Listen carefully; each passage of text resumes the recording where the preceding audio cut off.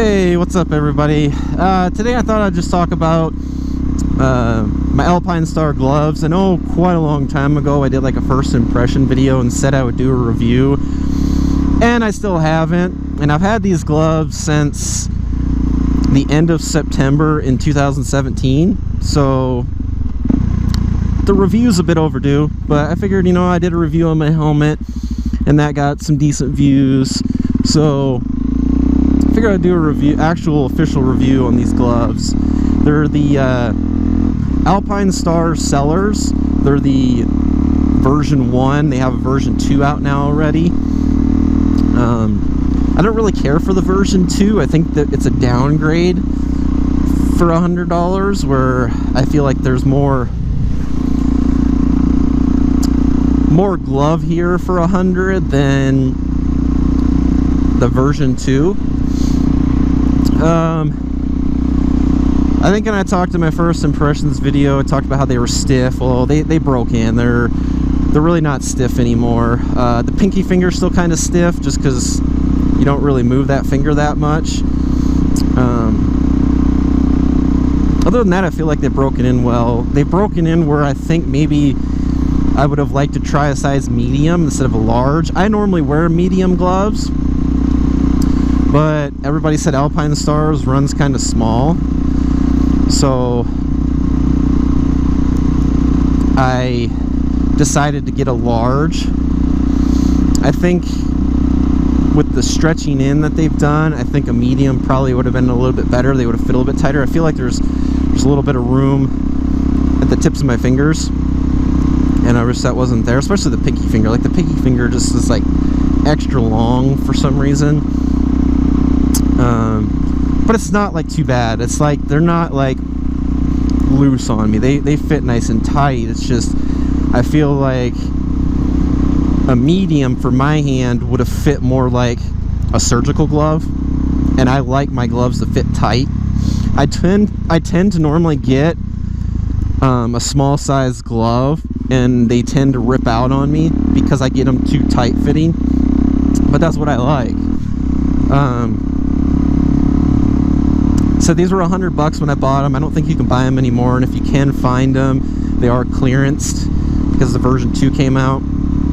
The version 2 is still $100, but the thing that I don't like about the version 2 is they got rid of this. There's a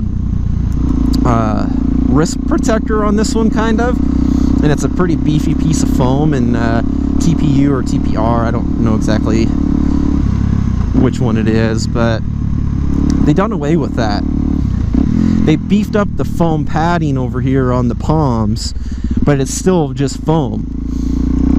In my first impressions video, I felt like at $100, this little foam piece should be a hard slider. I feel like at $100, or maybe bump it up another $10 and give us a plastic slider at least plastic.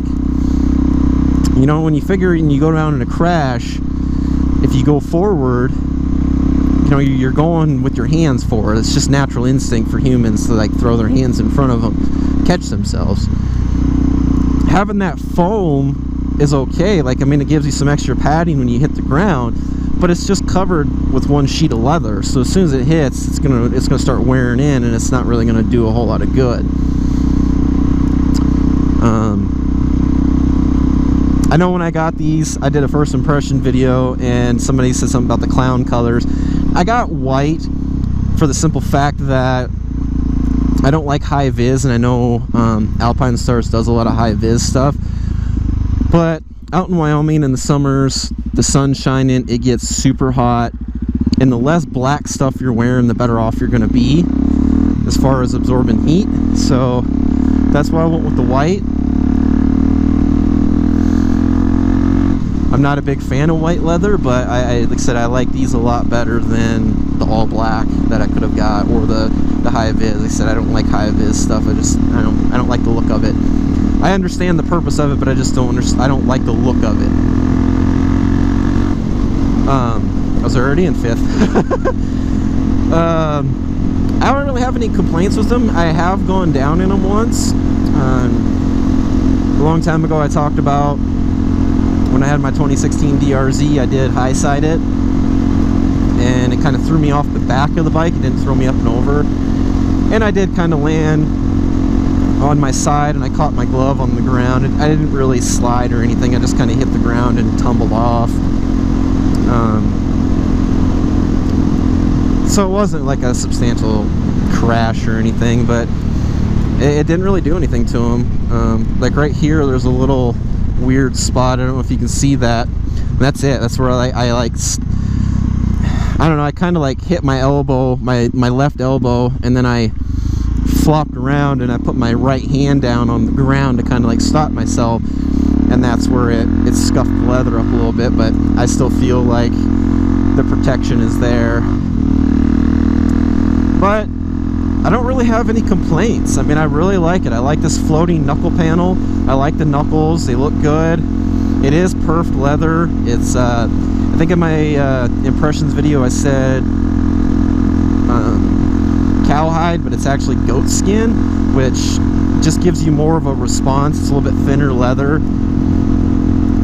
It's got this little piece on here that it you know, it comes in contact with your grips, so it, you know, that's the spot where you're grabbing on, and it's getting more wear, and it looks good. I mean, I've had these gloves for a year and a half or so, and I had them with my first DRZ, so I put about 10,000 miles on that bike when I sold it, and then I bought the FZ09. I don't remember how many miles I had on that bike. I don't know if it was like 3,500, I don't remember. Let's say 4,000 miles on that bike, and I've had this bike for 1,000, so I've put at least 15,000 miles on these gloves, and they're still like brand new. I mean, you know, other than they're kind of fading in color, I haven't washed them. I haven't like taken care of the leather like you're kind of really supposed to. You know, you're always supposed to condition leather so it stays good. I haven't done any of that, but so far they're holding up really well, and they're definitely the most money I've ever spent on gloves. And I never thought I would spend $100 on a pair of gloves, but these are some really damn good gloves, and I think for $100 they're worth the protection level they give you. I've had the most expensive gloves I had before this was the Icon Pursuit, which they've gone down in price. I think they're only $65 now for the Pursuits.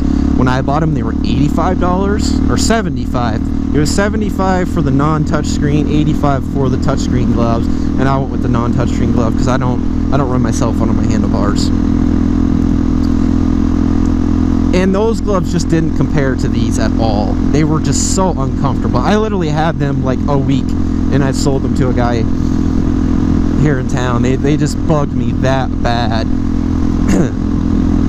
So, you know, it's one of those things where you really do get your money's worth. I am looking at upgrading. I'm looking at I think the GPX Air 2 gloves or something like that. They have a little bit more protection. They have a hard slider. Gloves are important to me. I always like wearing gloves. I'm not a big protection gear all the time Nazi, but I just love wearing gloves. Like, I will wear gloves when it's 110 degrees outside because I cannot stand riding without gloves.